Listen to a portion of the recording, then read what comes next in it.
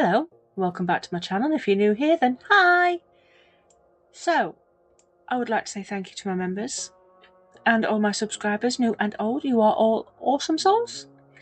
And grab yourself a big cup of tea like I have. Nice big mug there. And we're going to start straight away with the story while you watch me make my magic, hopefully. I have rejigged this story and rejigged it again and rejigged it even more.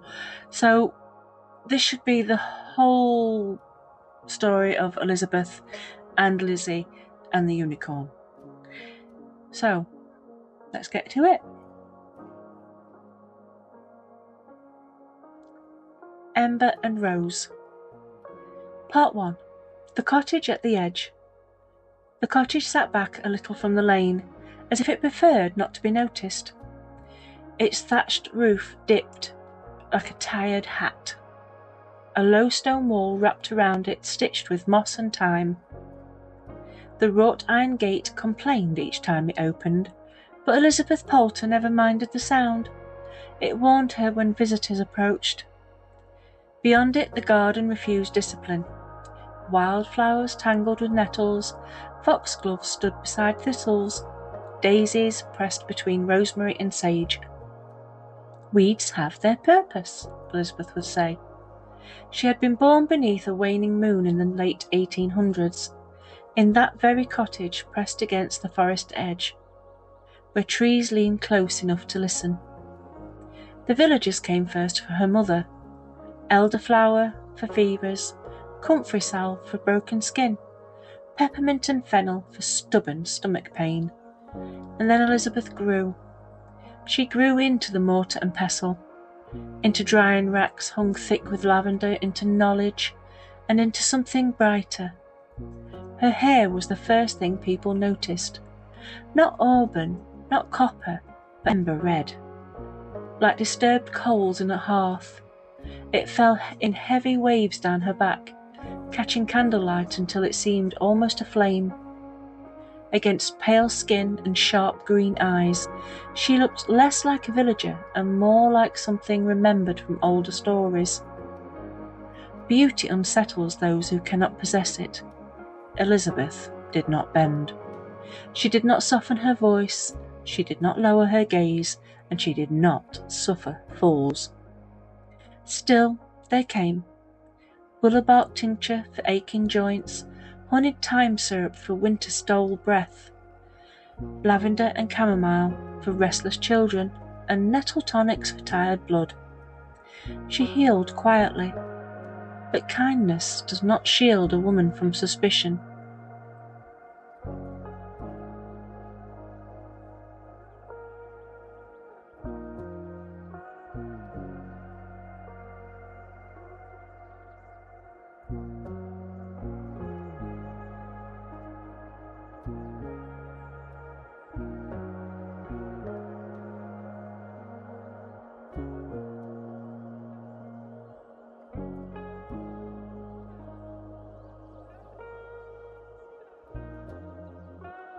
Part 2. The Forest and the Guardian. The forest was her true companion. Beneath ancient oaks she gathered hawthorn for matters of the heart, rose hips for vitality, mugwort for dreams and second sight. And one evening, when whispers in the village grew too loud to ignore, she walked deeper than ever before, past rosemary banks, past foxglove shadows, into the hush even woodcutters avoided. She did not seek power, she sought relief. Beneath a silver birch she wept. The forest stilled, and from beneath the trees stepped the unicorn. Not the painted creature of tapestries, but something older, bone-white, eyes dark as soil, a horn spiraled faintly with silver light. It did not bow, it did not blaze. It recognized her. Magic does not create itself, it recognizes its own. From that day, balance shifted. Herbs grew stronger in her garden. Animals did not fear her shadow. She became a bridge between root and hand.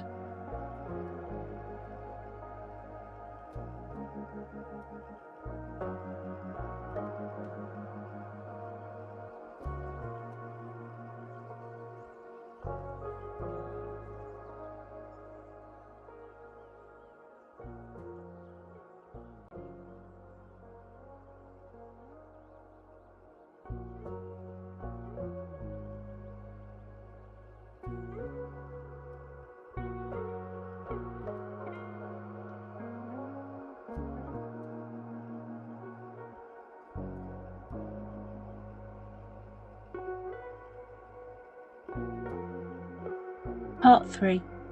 Love and the Tear. He came with mud on his boots and laughter in his voice. He admired her mind before her beauty, sat at her table, drank her tea, spoke of futures that felt possible. For a time, hoped lived easily in the cottage. The villagers did not approve. Witch, temptress, unnatural. Fears spread faster than fever, and one day he stopped coming. Elisabeth did not weep. She worked.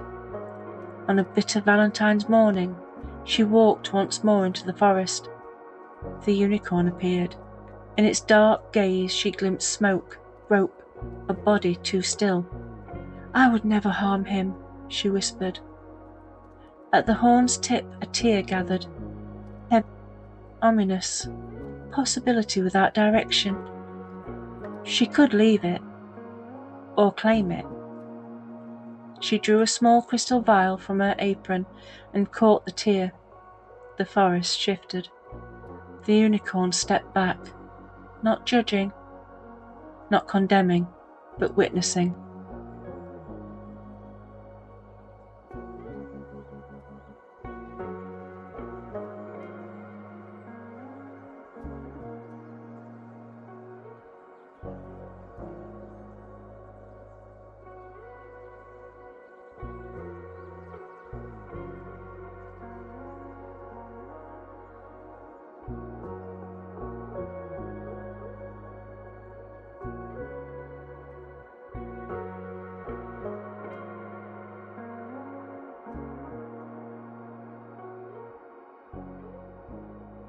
Part 4. The Valentine's Draft. Hurt is a poor counsellor. That night she brewed. Rose hips for memory, lavender for calm, honey for sweetness, and apple for truth. A strand of her own ember-red hair. The mixture shimmered weakly, incomplete. Her hand hovered over the vial. Then she poured the tear into the brew. The potion deepened, thickened, grew heavy, and when he drank it, it did not plant love. It stripped away pretense, and what remained was fear. Fear of ridicule, fear of choosing her, fear of being marked. His winter-weakened heart could not withstand the shock, and by morning he was gone. And the village, they had its villain.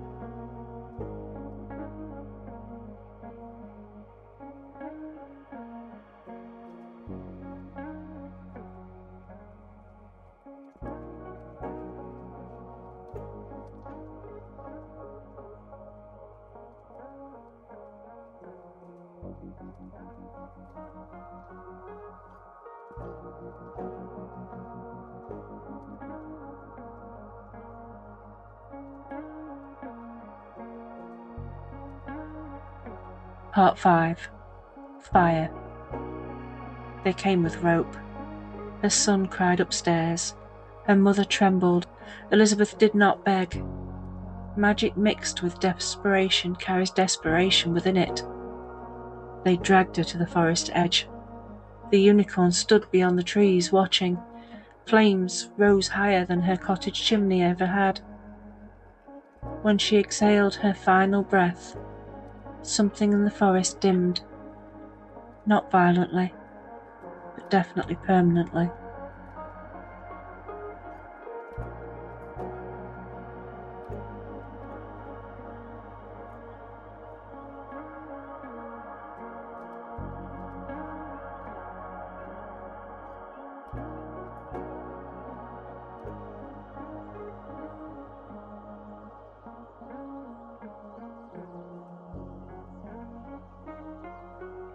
Part 6.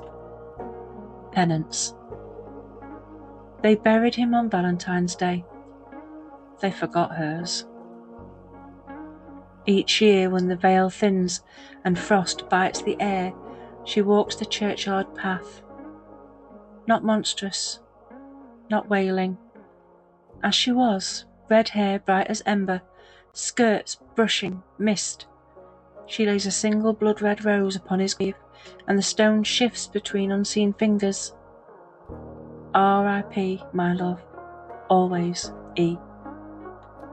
Not curse, not vengeance, but penance.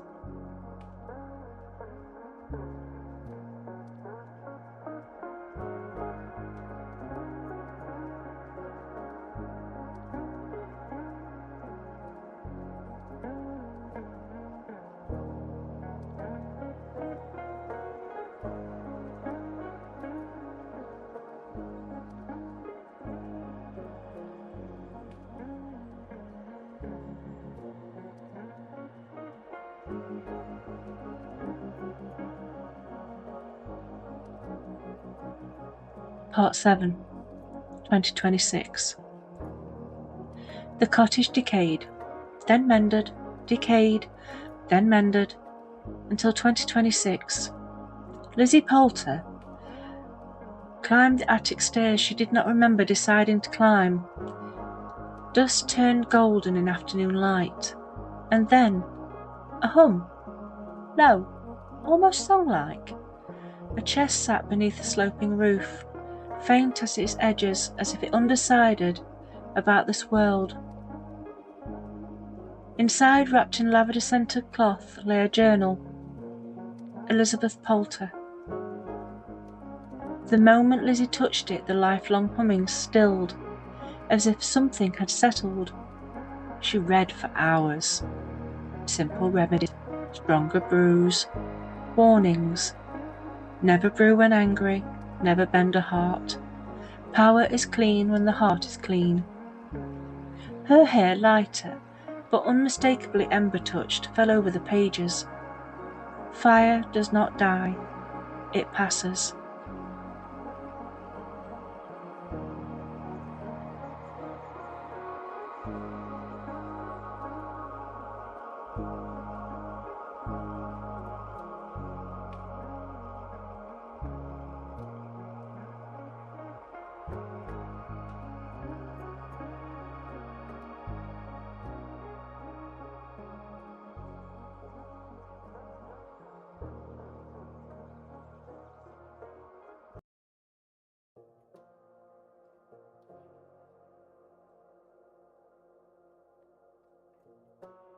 Part 8. The Return. Lizzy walked into the forest gently. She healed a hedgehog caught in bramble, freed a fox from thorn, whispered apologies to leaves that she'd gathered. The forest responded, and one evening the clearing fell silent. The unicorn stepped forward, whole, watching. Lizzy knelt, not from desperation, but from understanding. "I won't take anything," she said. A tear gathered at the horn's tip. This one felt clean. She caught it in a vial, and the forest exhaled. Not blaze. Restoration. Birch leaves brightened, moss deepened, roots pulsed faintly beneath ancient oak. The unicorn bowed, not in worship, in acknowledgement. The bridge rebuilt.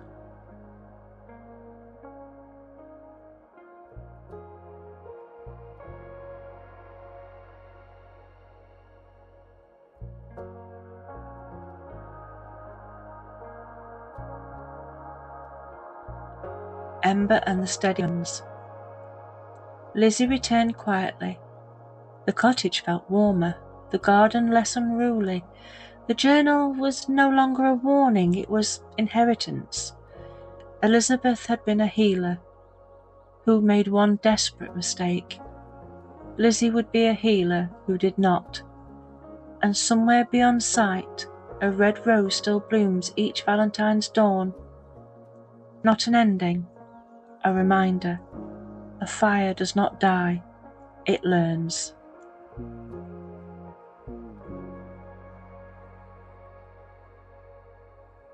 I hope you like the story, and I hope you like what I've made. And I thought before I let you go and get on with the rest of your day, I would show you what's in the box, what it all stands for, the emblems on the box are for protection. It also is to say that, you know, you can't touch this box unless you have magical powers, that you are the descendant.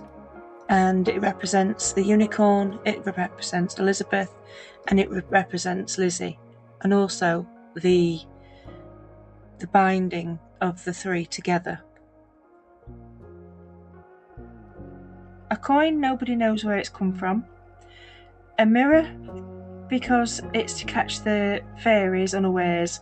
Once they see a mirror, then they are stuck. They're so vain, the vain creatures. So when they're stuck watching themselves in the mirror, that's when you pick them up, give them a little shake over your little bottle, and you catch all the fairy dust. A spider that's transformed into metal. I don't actually remember why I decided that one, but it's got little flowers that she's collected. This is Elisabeth. And there's also the dried leaves behind plastic that looks like crystal now within the light. It's quite... the camera doesn't do it justice. And you've got all the, like a patina effect. Now, we've got little bottles here that look like spider webbing have gone across, and we did that with the glue and some super sparkle white, and it's quite sturdy. I mean, I can press it and it's quite okay. I like it.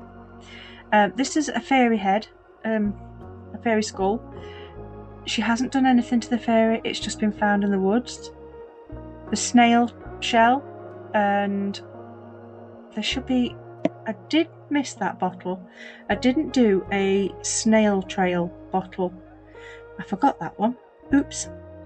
So we're going to put this all back together. Just lean this up here so it don't fall over. We've got thread that will fix anything. Fix a broken heart, fix a shirt, anything like that.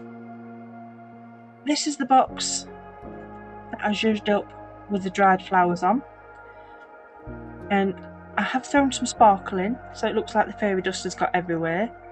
So that's now going to collect all the little odds and bods. So we've got...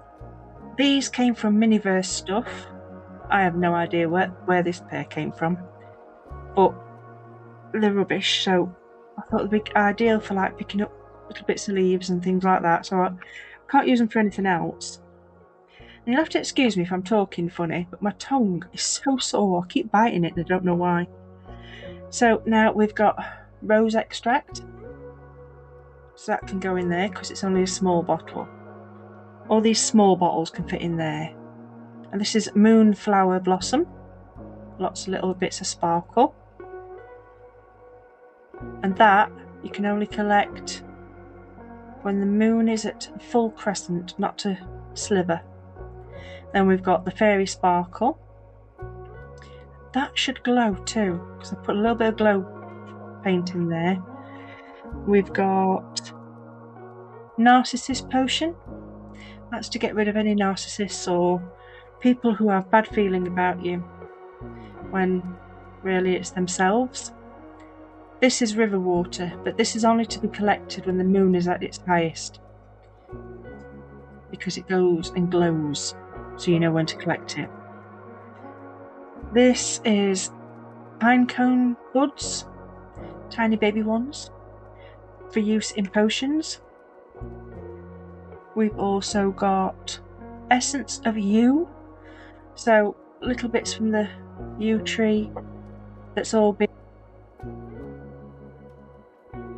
distilled. There's a bit of goo on there, still a bit of glue, gluey goo. Then we have from earth to dust. Now, this is the soil from her love's graveside. This is the potion that was supposed to be for love, but it equals loss. This is the potion that killed him. And this is the ring that he was going to give her. This is the little labyrinth. So when you flip it, oop, that didn't work. When you flip it, it means you have to go that way. If it faces this way, you have to go that way. If it faces that way, you go that way. And so on. So that can go in there. It's basically to tell you where to go in life. That's fossilized leaf. Also the unicorn. And we've also got the lavender. It's not lavender, it's stevia. And we've got the little brush to sweep away all the bad feelings. We've got distilled river water. Now this has been waxed, so it's not opened. We've got spider venom, and that's a warning to say, it's poisonous. And then we've got juniper berry. And we also have troll salt. And last but not least is the unicorn tear. Now for some reason I have shook the heck out of this, and you can only just about see a little bit of sparkle. It seems to have all settled at the bottom. I maybe put too much glue in there. But it's got a little bell on it, and that little clay lid, which looks quite cute. We've got Elizabeth's heart, red rose petals to be dotted around, because these are what she leaves at his graveside every year on the 31st of October on All Hallows Eve. And we've got the scrying wand, the healing crystal, spoon to mix up all her potions, and I wished I hadn't glued this down, because now I can't use it, whereas I could before. This is the pestle and mortar, say it right, so that can go in the box. And this was a found object, which is somebody's cross off a chain,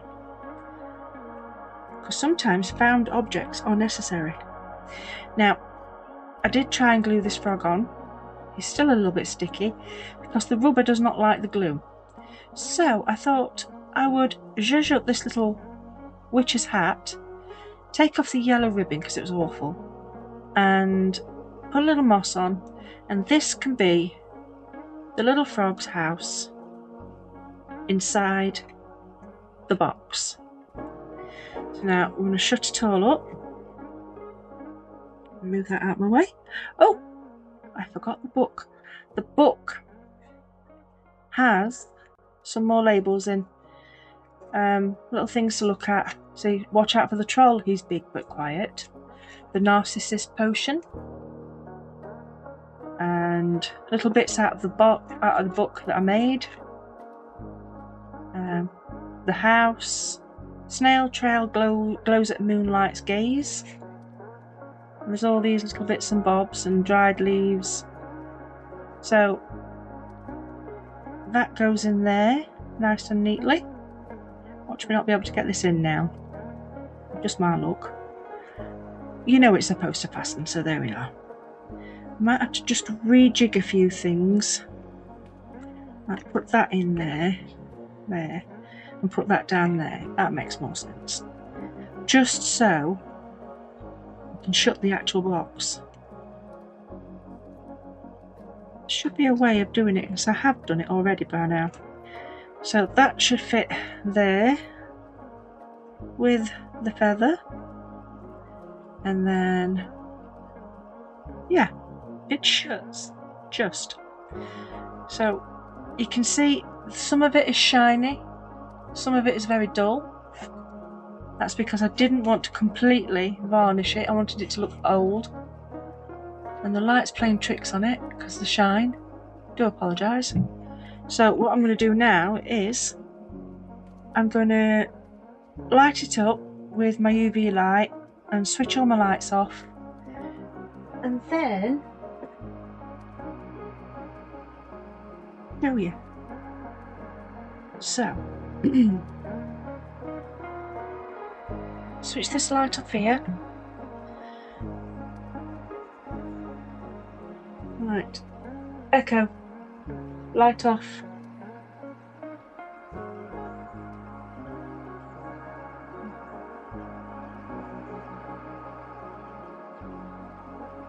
Ta-da!